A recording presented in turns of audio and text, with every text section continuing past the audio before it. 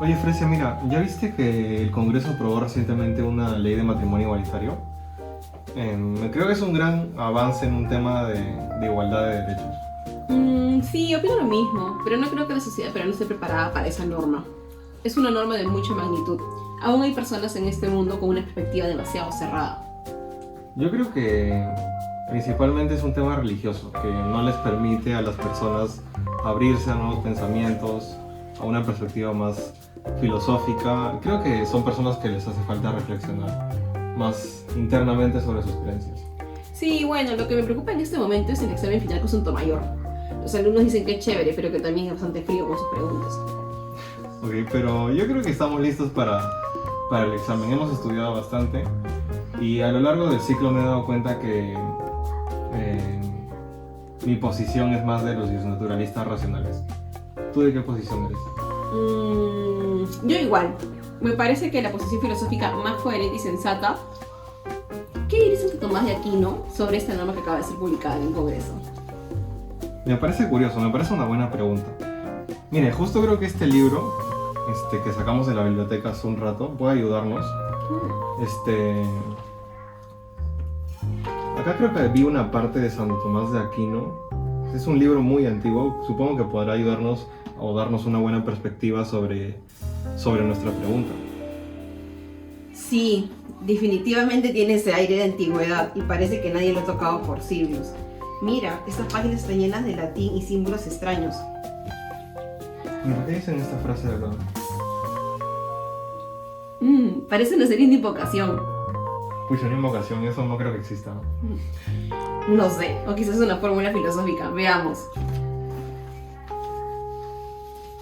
Tempus not quis remanet apirere ad caleum antiquum.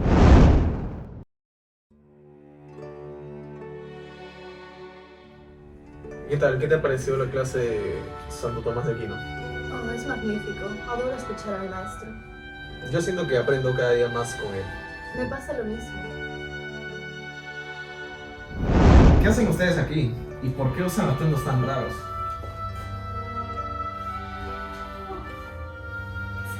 Creo que son los filósofos que estaban en el libro. Sí, perdón, creo que ha sido una confusión, creo que hemos llegado por accidente. ¿Accidente? No existen accidentes en los caminos del tiempo. ¿De dónde vienen? Sus rostros son de tierras lejanas. Antes de que podamos explicarles de dónde venimos, ¿podemos sentarnos? Sí, claro. Sí. Sí, son bienvenidos. Bueno, venimos del futuro. De hecho, estábamos estudiando para nuestro examen de filosofía y este libro nos trajo hasta aquí. Bueno, el tiempo es un misterio que solo Dios maneja. Pero permítame preguntarles, ¿qué corriente filosófica siguen ustedes? ¿Qué debates filosóficos existen en su tiempo? Nosotros, como discípulos de Santo Tomás de Aquino, nos vemos en la obligación de saber ello. Nos interesa saberlo. Bueno, si te interesa saberlo, nosotros venimos del año 2024, después de Cristo. ¿En qué año? ¿Después de Cristo? ¿A qué te refieres? Sí. Ok, Y un bueno, momento. y respondiendo a la segunda pregunta, el día de hoy se acaba de aprobar en el Congreso una norma sobre el matrimonio igualitario. ¿Qué? ¿Matrimonio igualitario? ¿Escuchaste eso, José? Eso no es posible. Esas disposiciones son inconcebibles en nuestra sociedad. Eso es una herejía. Dios Padre Celestial, creador de todo, ha trazado el destino para toda la humanidad. Pero no entendemos por qué tanto escándalo. ¿Acaso nos han puesto a pensar un poco en ello? No necesitamos. Dios, a partir de su ley divina, rige nuestra existencia y nuestra ley humana debe provenir de su esencia y nuestra razón basarse en sus principios. Pero según tú, ¿de dónde viene esa ley divina?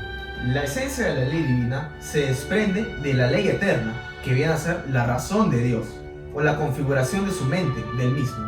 Pero claro, la personalidad de Dios es tan compleja que nosotros solo conocemos ciertos fragmentos que se nos son brindados. Estoy de acuerdo. Nosotros tenemos nuestro propio razonamiento y creamos nuestra propia ley.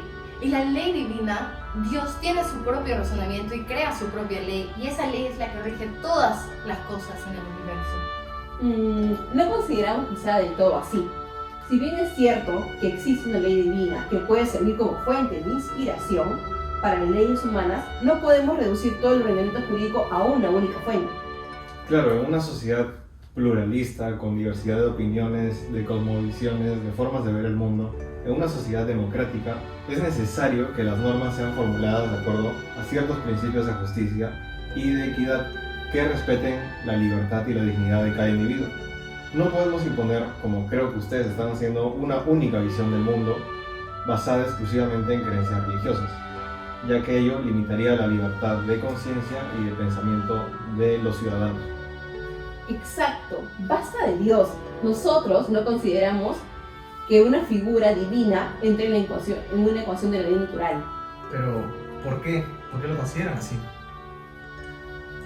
Porque, a ver, en nuestro tiempo, luego de pasar por la Revolución Francesa, Dios queda relegado en un segundo plano. ¿Cómo? Oh. Brígida. Sí, así como oíste. Dios ya no cumple un rol preponderante y ese se separa del naturalismo, así como también se descarta la idea de una ley eterna. Claro, la razón que cada uno de nosotros tiene se hace independiente de Dios. Este proceso, a nivel histórico, se llama secularización. No hay forma de que soporte tal barbaridad. De hecho, sí lo hay. Hugo Grocio alguna vez dijo que Dios existe, pero este no interviene en la razón. Hugo Grocio, ¿lo conoces? Muy bien. Sí, de hecho, nacerá de acá a unos 300 años. Pero bueno, según ustedes, ¿cuál es el fin de la razón natural? ¿O qué busca?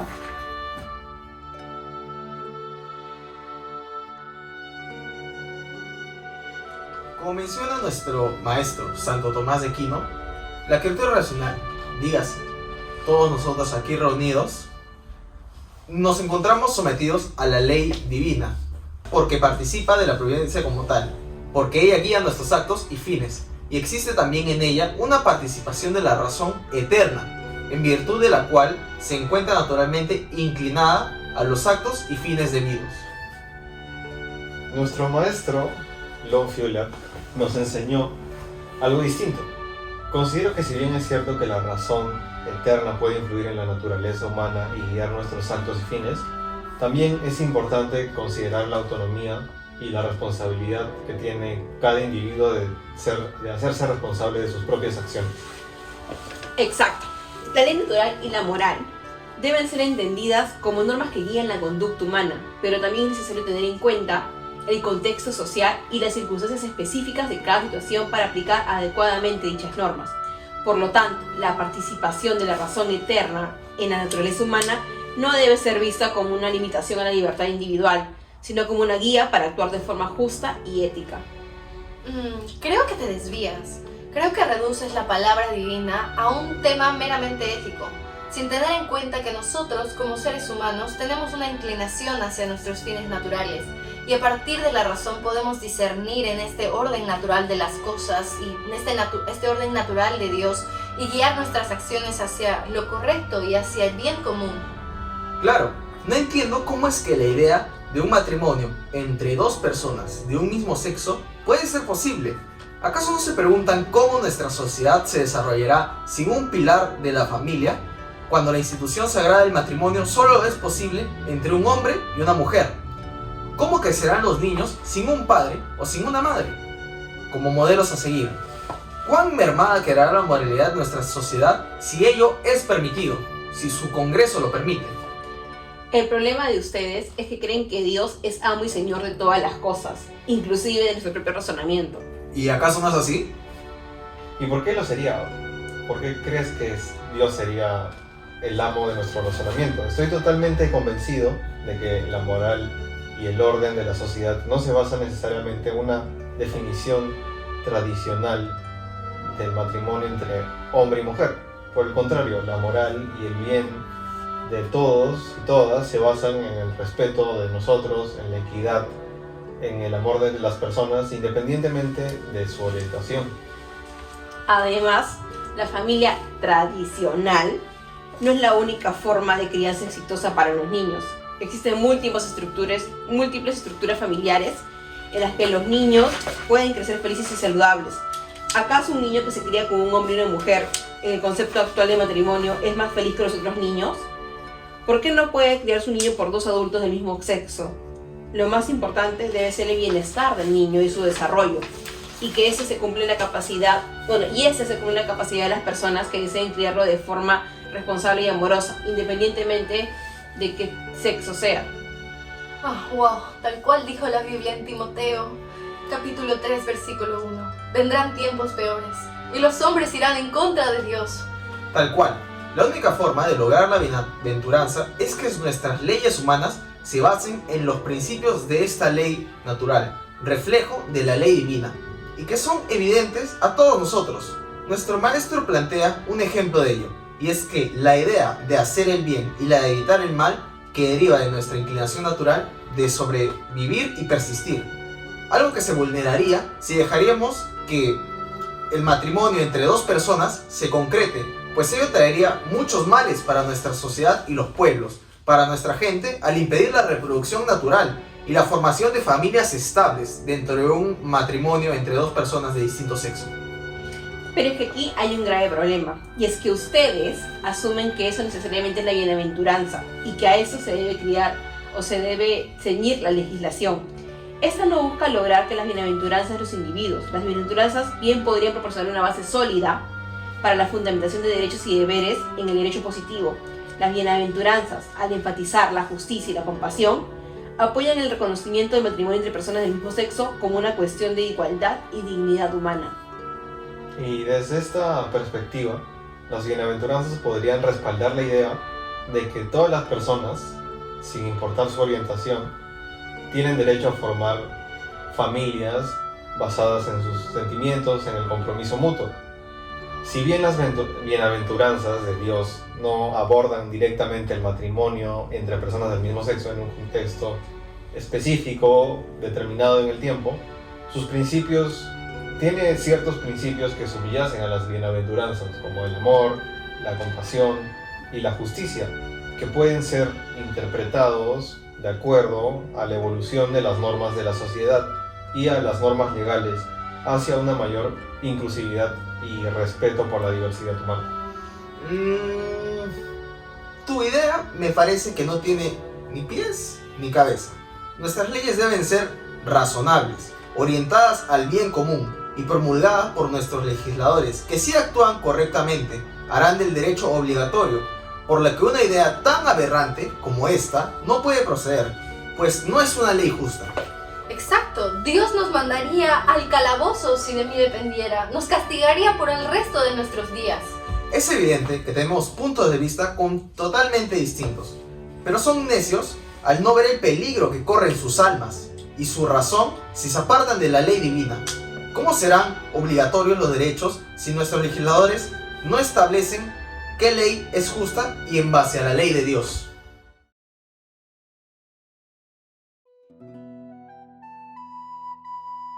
Es que yo creo que ustedes son muy cerrados de mente y, perdón si es ofensivo, pero están chapados al antiguo. Para nada, ustedes son los cerrados de mente al no permitir entrar a Dios a sus mentes por completo. Para nada, Dios es un concepto que solo serviría para justificar una idea en particular, cuando algo más cercano a todos es la razón. A ver, y dale con lo mismo. ¿Cómo así? Es que nosotros consideramos que una norma es válida inherentemente de que la norma haya sido publicada por un legislador o no. Eso nos parece un total sinsentido. ¿Cómo una norma puede ser válida si es promulgada por alguien que no sea competente? ¿Cómo una persona, un ciudadano de a pie, puede promulgar una norma y que esa norma sea válida? Porque, déjame explicarte, todos podemos llegar a un mismo consenso o un mismo acuerdo si usamos nuestra razón como individuos. Sí, y todos al guiarnos bajo la misma ley natural, la razón, podremos llegar a un mismo consenso y llegar a una conclusión en el mismo sistema de normas. Pero eso no es posible ni ordenado. De ser así, existiría una mezcolanza de ideas y de moralidades a la vez. De hecho, ustedes necesitan la ley divina que guíe sus pensamientos. Si no, no tendrían un camino por el cual seguir. No seguirían el camino del bien. Se podrían descarrilar por ahí ustedes. Pero nosotros no necesitamos una ley así. Lo único que es suficiente y necesario para guiarnos, como tú dices, es nuestra razón. Es lo que está en nuestra mente, nuestra capacidad de razonar. Pero ¿qué pasa si todos en la sociedad piensan diferente y razonan de manera diferente? Sí, ¿cómo llegan a un consenso si todos piensan distinto y no tienen una ley divina que los guíe? Porque cada ser humano tiene diferentes niveles de desarrollo y de reflexión interna. Exacto, y por ende, los que no llegan al mismo razonamiento son los que han reflexionado lo suficiente. Son los que no han reflexionado lo suficiente. Ya me parecía raro, pero que tu postura se base en una idea que debes pensar como yo, o por ende no te has desarrollado lo suficiente, no me parecería del todo correcto. Solo faltaría que digas tontos a los que no piensan como tú. No es tanto así, o sea, más bien son problemas de los destinatarios, podríamos decir. Estos problemas implican o tienen como consecuencia una serie de desafíos relacionados con la aplicabilidad, con la aplicación y la comprensión universal de la ley natural. Se cuestiona quiénes pueden realmente acceder y entender estos principios mediante la razón, considerando la diversidad de capacidades cognitivas, educativas y culturales. Además, surge el interrogante de cómo los individuos deben actuar ante las leyes positivas que contravienen en la ley natural y hasta qué punto son responsables moralmente aquellos que por diversas razones no pueden discernir plenamente estos principios. Eso también abarca la problemática de la educación y la formación moral necesaria para que las personas puedan ser verdaderos destinatarios de la ley natural.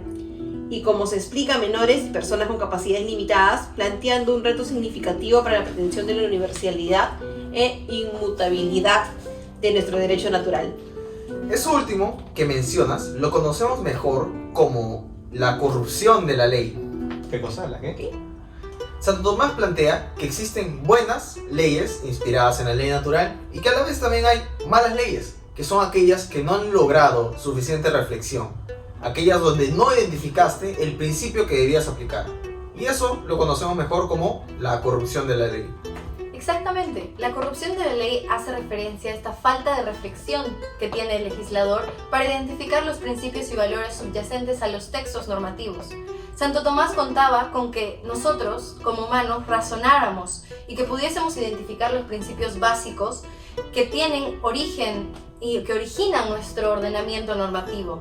Por ello es que aboga por la postura de la corrupción de la ley, entendida como esta falta de capacidad por parte de los seres humanos, como nosotros, pero ojo, eso no niega su validez y mucho menos su existencia. Pero si te estoy entendiendo bien, a ver, ¿ustedes dos consideran que una ley es válida porque ha sido promulgada por un legislador? ¿O que es necesario que exista un legislador para que una ley sea válida? Pues sí. ¿Cómo todos podemos llegar a los mismos principios usando solamente la razón? Pero aquí volvemos de nuevo a discrepar o a no estar de acuerdo.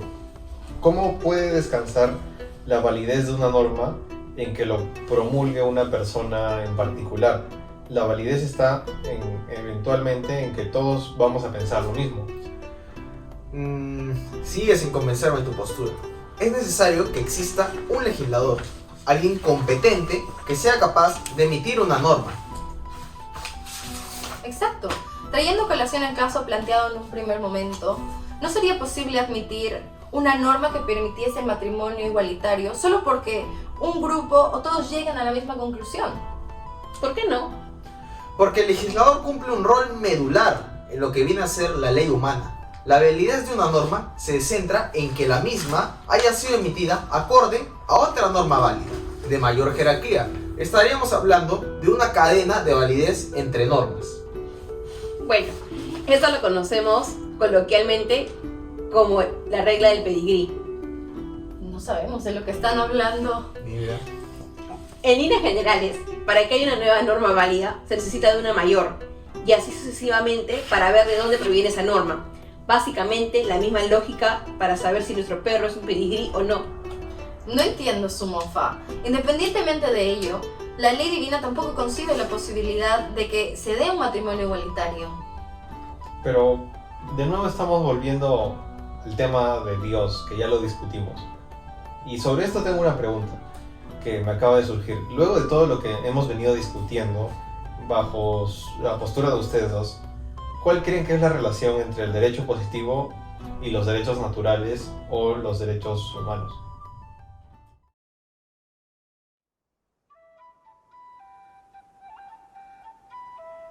Es sencillo. Por ejemplo, para ustedes, ¿cómo se relaciona la ley natural con la ley hecha por los hombres? La ley de tinta y papel. Es evidente que para cualquier ley humana que sea válida, debe estar en consonancia con el derecho natural. Pues Santo Tomás de Aquino nos enseñó que la ley humana se contradice de la ley natural.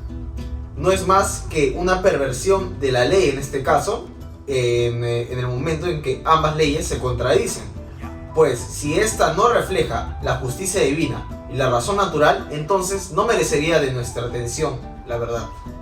Bueno, entiendo más o menos tu punto de vista y respeto también a tu maestro Santo Tomás de Aquino, pero considero que no se puede buscar lo único que se puede buscar no puede ser la justicia en términos abstractos, sino también que las leyes sean prácticas y ayuden a mantener el orden social. Es decir, buscar un equilibrio entre justicia y practicidad. Un equilibrio, pero ¿cómo podemos encontrar un equilibrio entre la justicia divina y la mera conveniencia? Una ley que no se alinea con la razón y el bien común es una traición a la verdadera justicia. Y la historia ha demostrado este tipo de leyes moralmente corruptas, como las leyes que permiten la esclavitud. Sí, la esclavitud fue una mancha terrible en la historia de la humanidad, pero fue precisamente a través del derecho positivo que logramos abolirla. La evolución de las leyes refleja un proceso de aprendizaje colectivo. El derecho positivo puede corregirse y mejorar para alinearse cada vez más con los principios de justicia que compartimos. Pero no podemos esperar que las leyes evolucionen por sí mismas hacia la justicia. Necesitamos un estándar moral, un ideal que guíe y ofrece, y es este precisamente el que ofrece el derecho natural.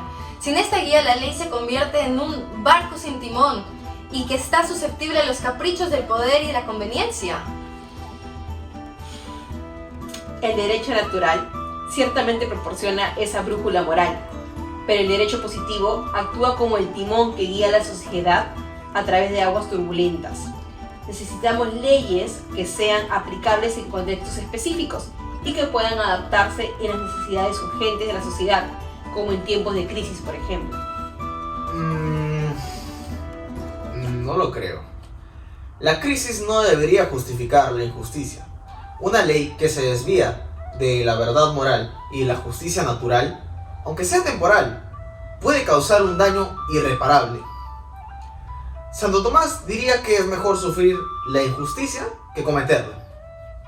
No creo. O sea, tampoco te estamos pidiendo, no te estamos pidiendo que justifiques una injusticia, pero vayamos a un ejemplo. Supongamos que una pandemia o una enfermedad súper contagiosa y mortal entre diferentes personas. Durante esta pandemia, leyes como una cuarentena que obligan a las personas a estar aisladas de otras personas para evitar las muertes de otras, pueden parecer restrictivas de sus derechos de libertad de tránsito, de movimiento, libertades personales. En una aplicación rígida pueden parecer injustas, pero son necesarias para proteger el bien común y la salud pública de todos los ciudadanos. Aquí, el derecho positivo debe ser ágil y eficaz. Solo espero que tu caso planteado quede en un hipotético y no sea que eventualmente suceda una pandemia, como planteas. Pero bueno, entiendo la necesidad de respuestas ágiles. Pero incluso en esos casos, las leyes deben estar fundamentadas en principios morales sólidos, no solo en urgencias del momento. Cada decisión debe ser evaluada con justicia natural en mente, para evitar que se sacrifiquen los derechos individuales en nombre del bien común. Estoy de acuerdo en que existen y en que los derechos individuales son cruciales y deben ser protegidos. Pero el derecho positivo es una herramienta que nos permite un diálogo continuo en el que podemos ajustar nuestras leyes para reflejar mejor principios morales. Creo que es más bien un proceso dinámico de diálogo y no estático, y en eso radica la fuerza del derecho positivo. Pero no podemos permitir que la dinámica del derecho positivo eclipse la necesidad de una guía moral. de una guía moral constante. Las leyes deben ser revisadas a la luz del derecho natural y cualquier desviación debería ser corregida instantáneamente. La justicia no debería esperar la conveniencia política. La justicia ciertamente no debe ser pospuesta, no debe esperar. Pero la realidad es que las sociedades son complejas y a veces debemos navegar por ciertos compromisos que nos hacen postergarlo. El derecho positivo ofrece un marco en el cual podemos operar de forma práctica mientras seguimos aspirando a los ideales que queremos conseguir dentro del derecho natural o ciertos principios morales. Ambos, el derecho positivo y el derecho natural, son necesarios para una sociedad justa y funcional. Bueno, quizás hay un lugar para la flexibilidad que mencionas, siempre y cuando no perdamos de vista los principios inmutables que nos guían. Santo Tomás, nuestro maestro, enfatizó que la razón y la justicia deben iluminar todas nuestras leyes, independientemente de las circunstancias en las que nos encontremos. Exactamente, los principios del derecho natural son como las estrellas que nos guían, mientras que el derecho positivo es el mapa que trazamos en el día a día. Podemos mantenernos fieles a esos principios universales, incluso hasta ajustarnos nuestras leyes para enfrentar las realidades cambiantes. Bueno, creo que podemos estar de acuerdo en que el derecho positivo siempre debe estar entonces en diálogo con el derecho natural. Creo que es un acuerdo al que podemos llegar. Puede que nuestros enfoques difieran, pero ambos buscamos que haya una sociedad justa, una sociedad en la que la justicia prevalezca. Sí, creo que podemos estar de acuerdo en eso. Hasta estrecharía tu mano por ello. Aunque nuestros métodos pueden variar, compartimos el objetivo de crear un orden legal que refleje la dignidad y la justicia inherente a todos los seres humanos.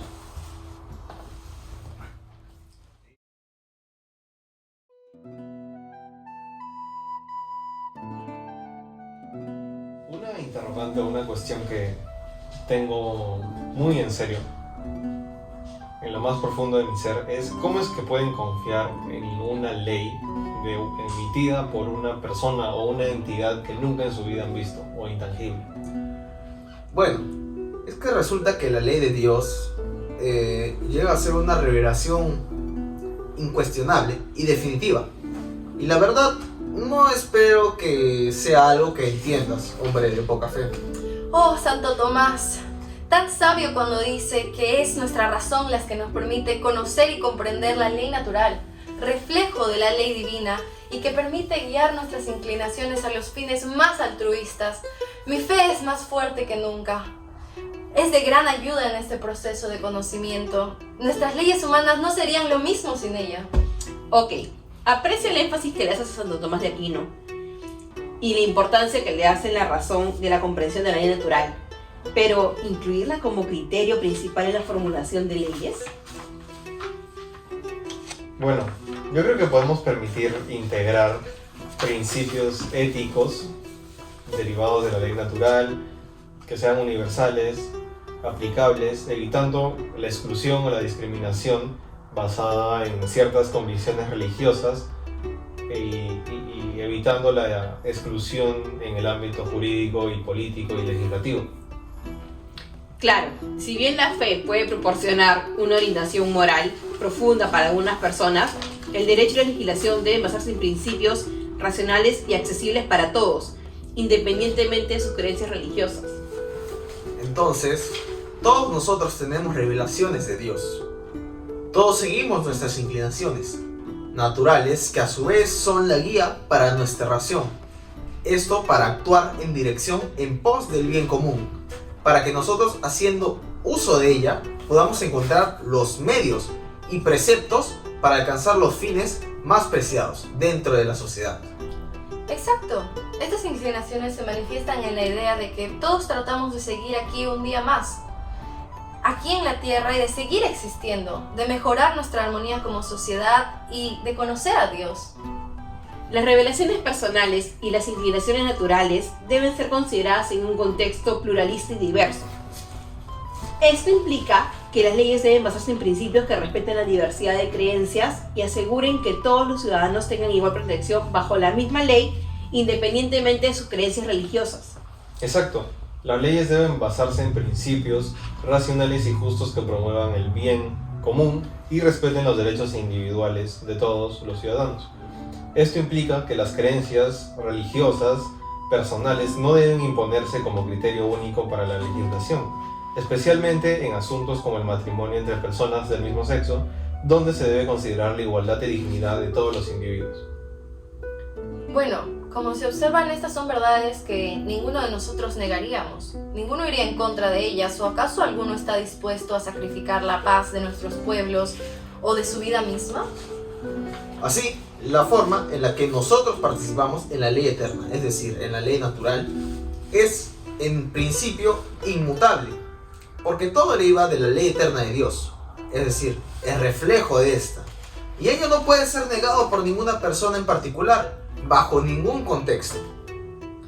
Precisamente como Santo Tomás refiere, en una serie ordenada de motores, el impulso del segundo tiene que derivarse del primero, si no este no se movería.